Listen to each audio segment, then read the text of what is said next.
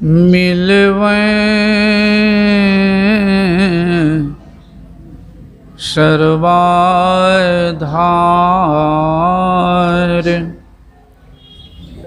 मंगल माये मंगल करुणा बिनवो बारंबार।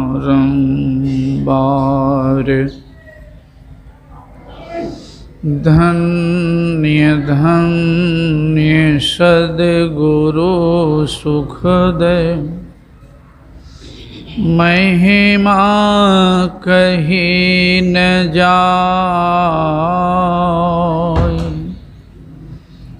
जो कछु कहूँ तुम्हारी कृपा मोते कछु न बसा। जो कछु कहूँ तुम्हारी कृपा मोते कछु न बसा। बोलिए प्रेम से श्री सद्गुरु।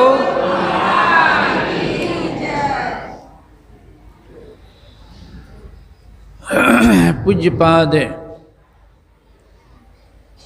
संत मत के वर्तमान आचार्य श्री के चरणों में नमन।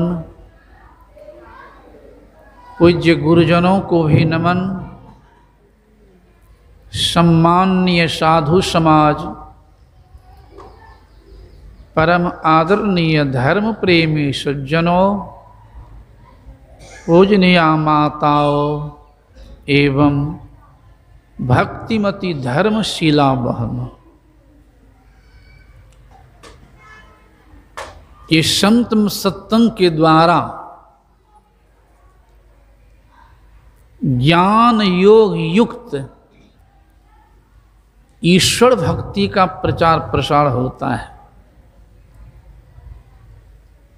और ईश्वर भक्ति से ही जीव का परम कल्याण हुआ है, होने वाला है। गुरुदेव अकेले में कह दिए हैं, इस रास्ता को छोड़ करके अन्य रास्ते पर नो शांति मिली है, नो मिलने वाली है, और नो मिल रही है, नो आगे मिलने भी मिलेगी। यह आराध्य बड़ा परिश्रम करके तब इस पवित्र ज्ञान को हम लोगों के सामने लाने की कृपा की है। इस पवित्र ज्ञान को लाने में, इस शांति के मार्ग को ढूंढने में कितना कष्ट हुआ है गुरुदेव को। अगर पढ़िएगा अभिनंदन ग्रंथ तो रोना पड़ जाएगा, इतना कष्ट हुआ है।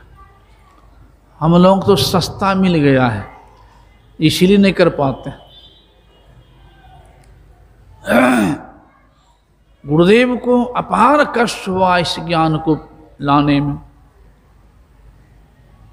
तब आराध्य में शांति प्राप्त करके, दुखों के नदी को पार करके, प्रभु की गोद में पहुंचा करके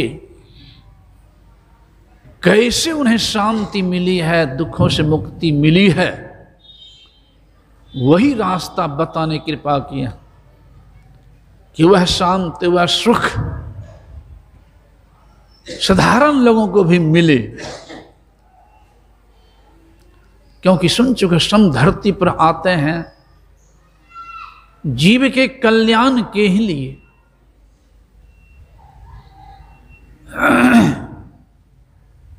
गोस्वामी की वाणी में भी है, पर उपकार वचन मन काया संत स्वभाव सहज खगराया। पर दुख दुख, जो संत होते हैं दूसरे के दुख से दुखी होता, अपना कुछ नहीं। पर दुख दुख सुख सुख देखे पर सब ही मान प्रद आप अमान। वो मान रहित होते हैं, दूसरे को सम्मान देने वाले होते हैं। इसके स्वभाव बता दिए हैं संत पलटू साहब भी कि उनका स्वभाव कैसा होता है। शीतल चंदन चंद्रमा तैसे शीतल संत, तैसे शीतल संत जगत की त्रास मिटावे। जो कोई आवे जड़त अज्ञानता से, जो कोई आवे जड़त तो मधुर मुख वचन सुनावे। कटु नहीं, मधुर मुख वचन सुनावे। चलत फिरत मुस्कान, वो दुखी नहीं होते हैं, दुख में भी दुखी नहीं होते हैं। चलत फिरत मुस्कान ज्ञान के सुगंध लगावे, तेल फूल के नहीं, ज्ञान के सुगंध लगावे। तीन ताप मिट जाए, दैहिक दैविक और भौतिक। तीन ताप मिट जाए, संत के दर्शन पावे।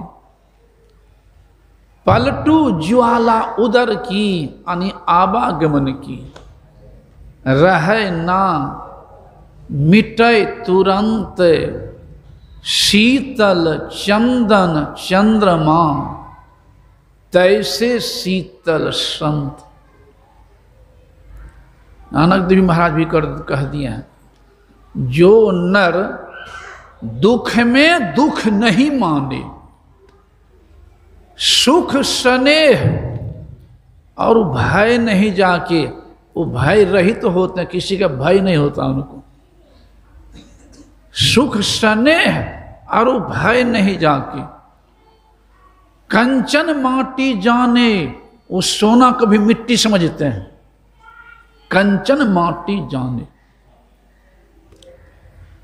फिर गोस्वामी कह देते हैं, को बरनय मुख एक, तुलसी महिमा संत के कौन वर्णन कर सकता है।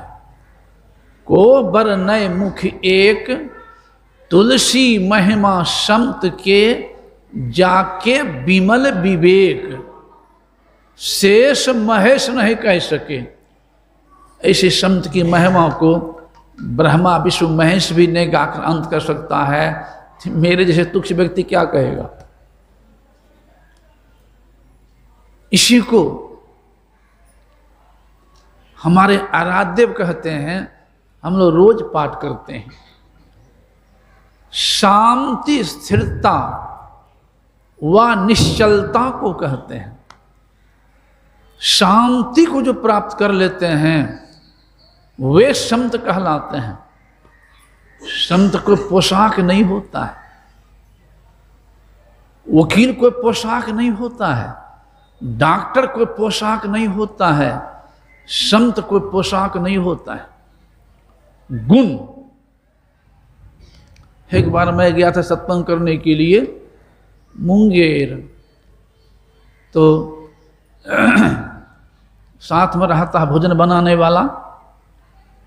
तो माई कहती है कि बाबा कहिए न, मेरे घर में सब संते हैं, हमारा बनाए हो नहीं खाएंगे बाबा, हमारे घर में सब संते हैं।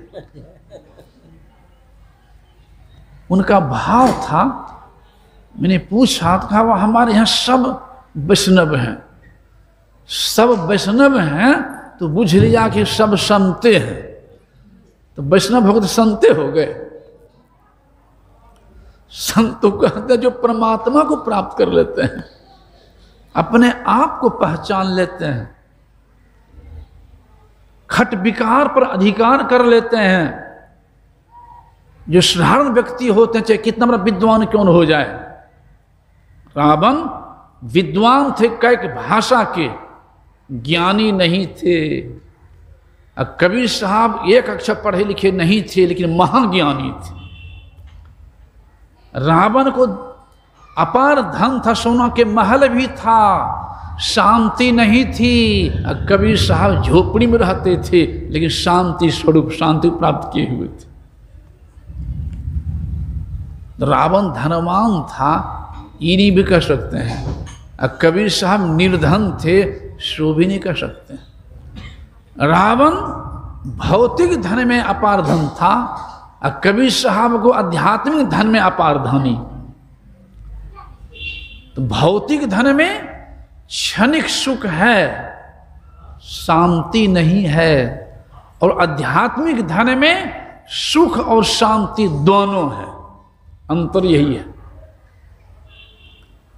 बहुत बड़े विद्वान हैं, विदेश विद्या हासिल करके आ गए हैं, लेकिन झूठ बोलते हैं, बेईमानी करते हैं, घूस लेते हैं, नशा सेवन करते हैं, व्यभिचार भी करते हैं।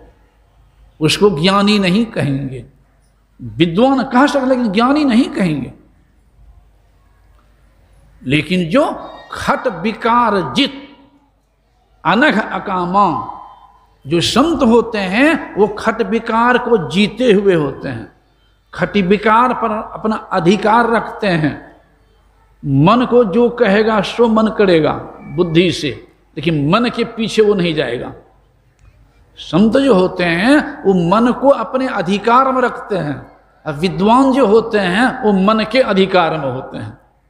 रावण मन के अधिकार में थे, और कबीर साहब मन को अपने अधिकार में रखे थे। अंतर यही है। खट विकार जित अनघ अकामा, कामना रहित, और किंचन शुचि सुख धामा, अमित बोह अनित मित भोगी, सत सार कवि कोविद योगी। इसलिए संत की महिमा भगवान राम भी कह दिए हैं शिवरी से कि सातम सम मोहि मई जग देखा, मोते अधिक संत कर लेखा। हमेशा अधिक संत को जानो। कैसे? यही पहुंचे हुए आराध्य की तरह संत के लिए कैसे उपकारी होते हैं। एक कहानी याद आ गई सामने, और संत की बात तो कहता हूँ कहीं पढ़ करके सुन करके, गुरुदेव की देखी हुई बात। कुछ लोग यहाँ के जानते भी होंगे, नज़दीक की कहानी है, आपके बगले में है, मायागंज के बगले में है खंजरपुर। खंजरपुर की ही कहानी है। ये सत्संगी शिक्षिका थे, अभी नहीं शरीर छोड़ चुकी है, शिक्षिका थी। उनकी बच्ची पागल हो गई थी। एक बार नहीं कई बार रांची में दिखाए डॉक्टर से, दवाई चली।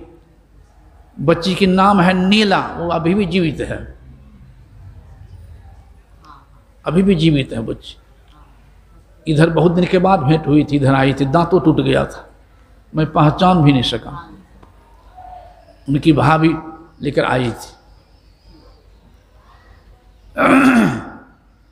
कई बार दिखाने के बाद ठीक हो, दवाई चले, ठीक हो जाए, फिर वही हालत खराब हो जाए दिमाग।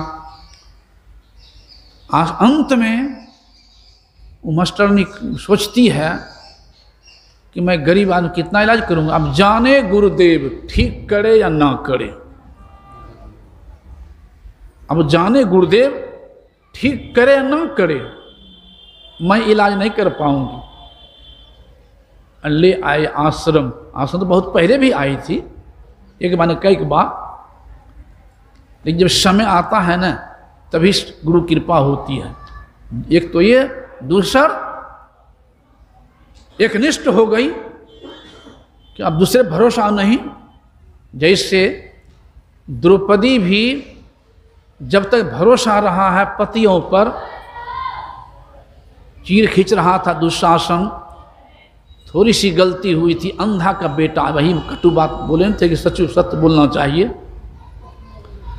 यद्यपि धृतराष्ट्र अंधा था, तथापि दुर्योधन अंधा तो नहीं था। लेकिन द्रौपदी ने क्रोध में थी, क्रोध में लोग अबोध हो जाता है, अब प्रतिशोध की भावना जग जाती है। वहाँ हम किससे बोल रहे हैं, किसके प्रति बोल रहे हैं? पति के प्रति, ससुर के प्रति, सास के प्रति, वो ज्ञान नष्ट हो जाता है। वहाँ पति को आदर देना चाहे वो आदर भी खत्म कर देती है, सास ससुर को आदर देना चाहे वहाँ भी आदर खत्म कर देते हैं, तो बड़ों के प्रति भी आदर नहीं रखते हैं। तो वहाँ क्रोध में द्रौपदी बोल गई। साफ भवन का बनावर ऐसा था, जहाँ पानी था लगता सूखा है, जहाँ सूखा लगता पानी है, जहाँ दीवार वहाँ दरवाजा, जहाँ दरवाजा वहाँ दीवार। सुखले में कपड़ा समेट लिया दुर्योधन और धक्का मार दिया दीवाले में, अब पानी में गिर गया, सूखा समझ के बढ़ गया, गिर गया, मुंह कान भींज गया। तो द्रौपदी क्रोध में थी ही, कह दी अंधा का बेटा अंधा। ऐसा नहीं कहना चाहिए, यद्यपि अंधा थे, एक ससुर के प्रति यह शब्द का उच्चारण करना महापाप है, वो पाप हो गया उनसे। अंधा का बेटा, अरे सूरदास जी है बगल से जा रहा है, अब कह दीजिए उधर गड्ढा है इधर से आइए, दुख नहीं होगा। वहीं पर कह दीजिए आप अनहड़ा गिर में उधर इधर से, दुख हो जाएगा। अतिथि है चाहे पति है, क्रोध में है, सुखलो रोटी दे दीजिए खाने के लिए, प्रेम से खा लेंगे। 56 प्रकार के भोजन रख दीजिए और कह दिए खूब ठूस ले, तब देखिए क्या होता है। तो बात तो एक के, लेकिन अंतर कितना हो जाएगा। इसी गुरुदेव मैंने कहा सत्य सुहाता, सत्य बोलो लेकिन सुहाता बोलो, कटु नहीं। तो वहां द्रौपदी बोली तो सत्य, लेकिन क्रोध में बोल के अंधा का बेटा। परिणाम क्या हुआ? भरी सभा में घसीटी गई, चीरहरण हुआ है। सभी पति मूड़ी गोत लिया है, देख रही है कि मेरा पति 10,000 हाथी के बल वाला है, रक्षा करेगा, कोई रक्षा नहीं किया है। जब कोई मूड़ी नहीं उठा पाया है, तब सोचती अब तो कोई पुकार लगा रही है, दुख हरो द्वारिका नाथ शरण में तेरी, बिनु काज आज महाराज लाज गई मेरी। दुशासन वंश कुठार महा दुखदाई, अकर पकड़त मेरी चीर और लाज नहीं आई। एक नहीं 5 पति बैठे मौन, कौन गति होई, ले नंद नंदन को नाम सभा में द्रौपदी रोई।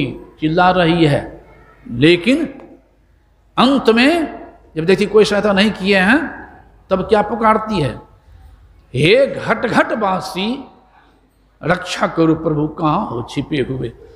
जैसे कहती है घट घट पर रक्षा करो कि वसन रूप है श्याम, वहां भगवान वस्त्रे बन गए। प्रभु कहाँ है और कहाँ नहीं है। 10,000 हाथी का बल शेष हो गया, खींचते खींचते गिर गया दुशासन, सारी खत्म नहीं हुई। एक कवि कहना पड़ गया कि नारी है कि सारी है, सारी है कि नारी है, और नारी बीच सारी है कि सारी बीच नारी है। अब पते न चला और उबार हुआ। कैसे उबार हुआ, सारी कैसे मिली? तो शिशुपाल के वध के उपरांत भगवान की अंगुली कट गई थी।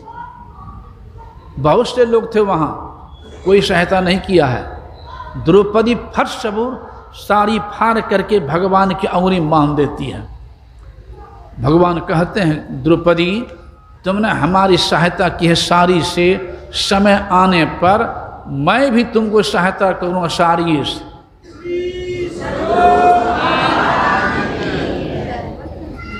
वहां द्रौपदी हंस गई, मैं राज रानी, मुझे कौन सी कमी, जो सारी सहायता लेना पड़ेगा। लेकिन भगवान न जानते थे कि कहाँ पर इसको जरूरत पड़ेगा साड़ी की, कौन देगा। कर्म देखिए, दोनों बात आ गई यहाँ। अंधा का बेटा अंधा कही थी, उसके चलते घसीटी जा रही है, और भगवान को एक बित्ता साड़ी बांधे हैं। अब समझिए, एक मन गेहूं बोते एक के मन नहीं लेते हैं, एक ठो आम गाछ बोते हैं एक के ठाम लेते हैं। एक आम बहुत आम, लेकिन ऐसा नहीं हो कि बोएंगे बैर के गाछ से मिलेगा आम। अब बोएंगे आम तो बैर नहीं है ना मिलेगा। पाप का फल दुख और पुण्य का फल सुख, और दोनों मिलेगा, बटबड़ा नहीं होता है।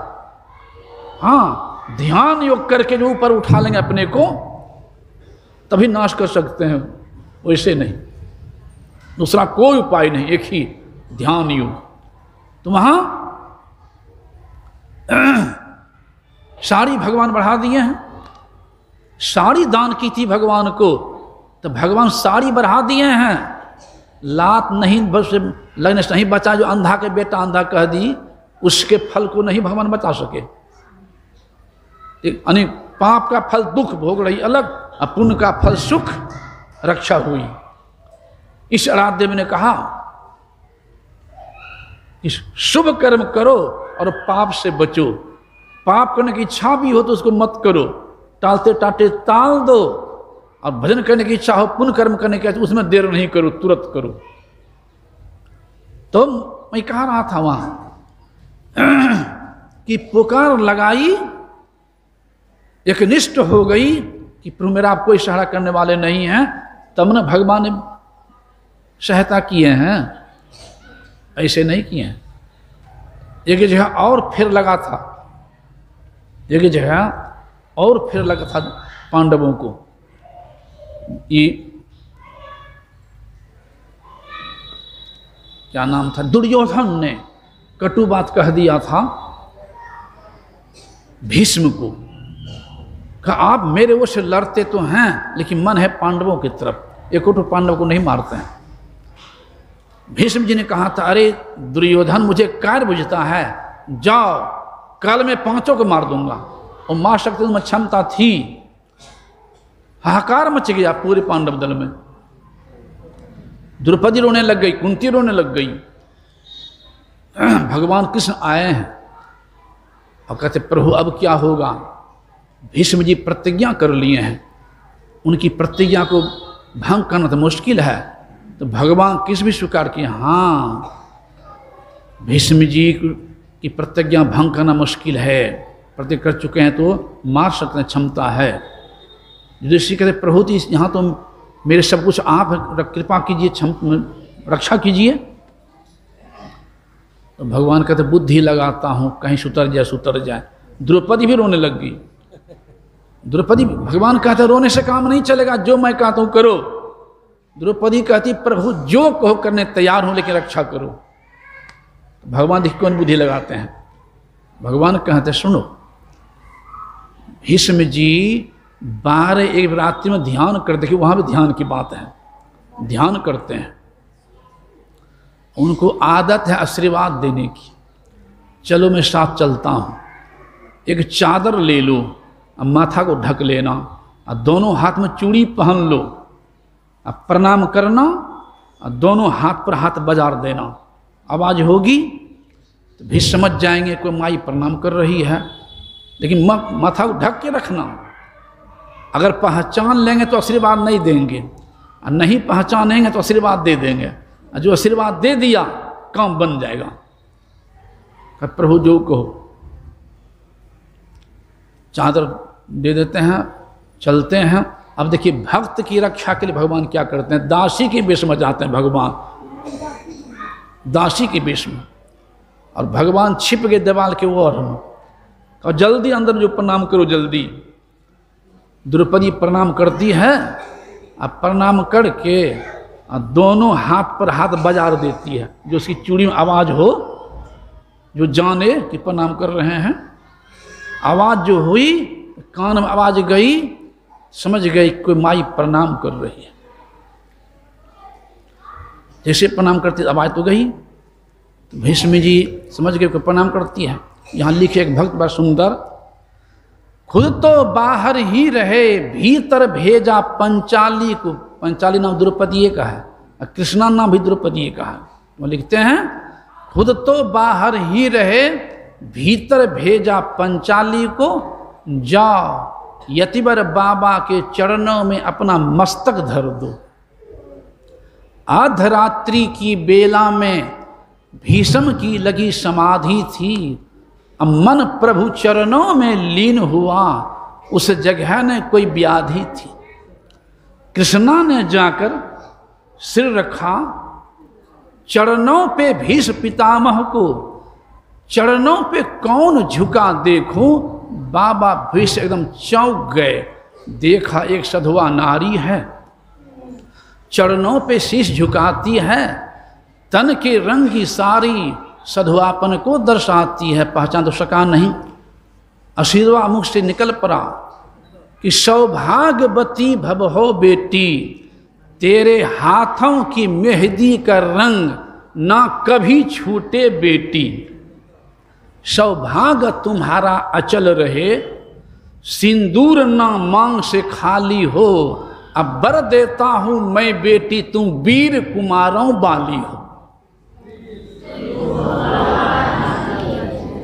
जैसे कह दिए यहां भीष्म जी, तुम वीर कुमारों वाली हो। कृष्णा ने सुनकर तुरंत कहा, द्रौपदी क्या करती है, माथा पर से चादर खींच के नीचा गिरा देती है, चादर हटा देती है और मुंह घार के खड़ी हो जाती सामने कि बढ़िया से पहचान लो किसको आशीर्वाद दे रहे हो। कृष्णा ने सुनकर तुरंत कहा, ये बाबा क्या बतलाते हो, कल कुछ और कहा, आज कुछ और। कल है ना प्रतिज्ञा कि मेरे पांचों पति को मारने का, और आज आशीर्वाद सौभाग्यवती का भी, पुत्रवती का भी। कृष्णा ने सुनकर तुरंत कहा कि बाबा क्या बतलाते हो, कल कुछ और कहा, आज कुछ और। याद दिलाते हैं कि तुम सतव्रती कहलाते हो। कल अगर मेरे पांचों पतियों में से एक भी मारा गया तो क्या बाबा तेरा अभी का आशीर्वाद झूठा नहीं कहाएगा। इसलिए ललकार कहती है कि हाथों की मेहंदी रहने दो, साड़ी का रंग उड़ाओ ना, सिंदूर जो मेरी मांग की है बाणों से उसे मिटाओ ना। तब आया होश पितामह को मैं क्या कर दिया, तब आया होश पितामह को, हाथों से माला छूट गई, अब मन प्रभु चरणों में लीन हुआ, चित चोर समाधि टूट गई। तब भीष्म जी कहते हैं कि तेरे प्रश्नों का उत्तर अब मैं पीछे दे पाऊंगा, तेरे सुहाग का निर्णय भी अब मैं पीछे ही कर पाऊंगा। लेकिन एक बात खटकती है दिल में, हैरान है जिसने कर डाला, जरा बतलाओ बेटी वहां कहां छिपा है इस जगह रात्रि में तुमको लाने वाला। समझ गए किसने का काम है, समझ किसने काम है कि बतलाओ बेटी वह कहां छिपा है, इस जगह तुमको लाने वाला। ये बूढ़ा होने को आया है और अब भी नहीं गई चोरी, तुमसे भी चोरी और हमसे भी चोरी। बतलाओ बेटी वह कहाँ छिपा है, इस जगह तुमको लाने वाला बूढ़ा होने को आया, अब भी नहीं गई चोरी। नित नई चिंतियाँ चलती है, तुमसे चोरी मुझसे चोरी। पुत्री तुमने मेरे कुल को इतना पवित्र कर डाला है कि पहरा देता होगा तेरा जो विश्व रचाने वाला है। उठ देखा बाबा ने तो डौढ़ी का दृश्य निराला है, अब पीताम्बर का घूंघट डाले तो वहां खरा बांसुरी वाला है। चरणों पर जाकर लिपट गए कि छलिया छलने को आया है, अब भक्तों की रक्षा करने को इस दासी का वेश बनाया। वहीं पर भीष्म जी ने कहा, हे द्रौपद सुता मेरी बेटी अब जाओ, विजय तुम्हारी है, पतियों का बाका बाल न हो जब रक्षक कृष्ण मुरारी है। जब प्रभु ही रक्षक है बेटी, तो जहाँ तुम्हारी विजय हुई, तुम्हारी जीत हुई और हमारा हार हुआ। ये कब हुआ, जब एक निष्ठ हो गई द्रौपदी, तब हुआ। उसी तरह से मैं जो कह रहा था कहानी खंजरपुर के बच्ची की, मास्टरनी की पुत्री की, जब मास्टरनी एक निष्ठ हो गई कि अब कोई उपाय न जाने गुरु महा ठीक करे या ना करे, ले आई यहाँ। देखिए ईश्वर गुरु कृपा, संजो के दर्शन बैठा देते हैं। जैसे ही जहाँ कार्यालय है ना, अभी कार्यालय के पास आई है मास्टरनी, तो बच्ची दौड़ गई जोर से, मास्टरनी चाह रहे थे स्थिर से, और दौड़ गई। संजोग क्या बैठ गया कि गुरुदेव की केवाड़ी खुली थी और गुरु वहाँ पैर लटका के बैठे थे जहाँ पर कि अस्थि कलश अभी है गुरुदेव कमरा में। और जो सेवा में थे उस समय वो चले किसी गांव से नीचे चले गए थे, वहाँ पर नहीं थे। मिल गया मौका, घुस गई कमरा में और सीधे गुरु महा के पैर पर अपना माथा पटक दी खूब जोर से। तो गुरु महा पैर छिप लिए, अगर नहीं छिपते तो बड़ा जोर से चोट लगती। गुरु पैर छिप लिए, वो बच्ची रख देती माथा नीचा जहाँ पैर था पदम पर, वहाँ से माथा हटेबे न करे, वो हटेबे न करे। कुछ देर के बाद गुरु महाराज मौज में आए, हृदय के पुकार तो था ही, दोनों पर गुरुदेव उन नीला के माथा पर ऊपर से थपथपा दिए। उस दिन से जो ठीक हुआ है आज तक फिर खराब नहीं हुआ है।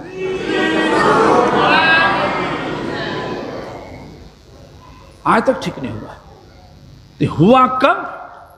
जब एक निष्ठ हो गई, अब कोई दुनिया मेरा नहीं है। उसी तरह से जो एक निष्ठ हो जाते हैं संतों के वचन पर, यही है गुरु को सिर पर राखिए चलिए आज्ञा मान, तो कह कबीर व दास को तीन लोग भय ना, एक लोग कौन कहे? जाके सिर पर हाथ गुरु के बाल ना बाका होई, जो जग बैर करे बहु तेरा तासो हानि ना होई। इसलिए राम कृष्ण को बरो तिन्हु ने गुरु किन है, तीन लोक की संपदा रहे गुरु आधीन। तो ऐसे संत के लिए भगवान राम कह रहे हैं कि सातम सब मोहि मई दे देखा, मोह से अधिक से बड़ी अधिक तुम संत को जानो। ऐसे संत के लिए भगवान कृष्ण कह रहे हैं कि मैं संतन के पीछे जाऊं, संत जहां करे बासा। संत मिले तो मैं मिल जाऊं, संत नो हमसे न्यारे, भगवान कृष्ण कह रहे हैं। लेकिन ज्ञान कहाँ होगा? तो बिनु सत्संग मोहि नहीं पावे, कोटि जतन करी हारे। बिनु सत्संग, जब सत्संग में नहीं आएंगे, अभी सुन रहे थे त्रिवेणी की बात, कोनो त्रिवेणी के त्रिवेणी में जाग डुबकी लगा ले, लेकिन असली त्रिवेणी है संतों का ज्ञान। संतों ज्ञान के द्वारा, दृष्टि अनुसंधान के द्वारा ही जिस त्रिवेणी में डुबकी लगाने से जीव को परम शांति मिलती है, दुखों का अंत हो जाता है, आवागमन का अंत हो जाता है। वो त्रिवेणी बाहर का नहीं है, अंदर में है। और उस त्रिवेणी में डुबकी लगा करके गुरुदेव पवित्र हो करके तब हम संसार को ज्ञान दिए हैं। इसलिए हम लोगों को चाहिए कि गुरुदेव के वचन को पकड़ के रखें। गुरुदेव इतना सुंदर रास्ता बता दिए हैं। घर में रोटी बना रही जब कर सकती है, भात बना रही जब कर सकती है, बच्चे को खिला रही है जब कर सकती है, हल जोत रहे हैं जब कर सकते हैं, गाड़ी चला रहे हैं जब कर सकते हैं, स्कूल जा रहे हैं आ रहे हैं जब कर सकते हैं, अपनी गाड़ी से या सवारी से किसी जा रहे हैं, ट्रेन से जा रहे हैं, पैदले जा रहे हैं, टहल रहे हैं, प्रयास रखें हमसे जब होता रहे। सबका मूल है जड़े, उसका जड़ है सदाचार। जो सदाचार से हीन रहेंगे तब तो मुश्किल है, तब नहीं होगा। इसलिए सबसे बड़ा, हाँ ये जरूर है, कभी कभी साधक कभी परिपिछड़ जाता है। तो जिस तरह से पर पिछड़ गया, मान लिया खनिए खाने लगे, साबे पी लिया धोखा में, पीने शुरू कर दे, सो नहीं। गलती होती इंसान से, गलती के वो चेत जाते हैं उन्हें इंसान कहते हैं, और गलती पर जो गलती करते हैं उसे हैमान कहते हैं। नाला का पानी कोई नहीं पिएगा, छिटको नहीं लेगा, बैना धाम तो नहीं लेगा, लेकिन नाला का पानी भी अगर बहते बहते गंगा में मिल जाए तो पीवो करेंगे, छिटको ले लेंगे, अब बैना धाम ही पहुँचा देंगे। पानी नाले वाला, लेकिन जब गंगा मिल गया तो नाला नहीं गंगा हो गया। उसी तरह से यह गंगा है, त्रिवेणी है, गंडक है, कहीं डुबकी लगाने से किसी का मन पवित्र नहीं हुआ है, लेकिन उसमें डुबकी लगाने शरीर की पवित्रता हुई है। लेकिन संत के ज्ञान में गंगा में जो डुबकी लगाता है, संत ज्ञान में गंगा जो पान कर लेता है, उनका परम कल्याण होता है। इसी गुरुदेव ने कहा कि सब काम करते हुए जप ध्यान करते रहो थोड़ा थोड़ा, और जो जप में प्रयास करे करने का, वही बैठ के ध्यान उनसे होगा। और ध्यान में जो रूप इष्ट के रूप आ लेंगे तभी बिंदु ध्यान करने की क्षमता आएगी, और बिंदु ध्यान करने वाला साधक ही उस त्रिवेणी में स्नान कर सकता है जिस त्रिवेणी की चर्चा यहाँ वर्णन किए हैं आराध्य देव। इसीलिए गुरुदेव कहते हैं कि सत्संग नित्य और ध्यान नित्य रहिए कर संलग्न हो, विचार चोरी नशा हिंसा झूठ प्रेम से श्री सद्गुरु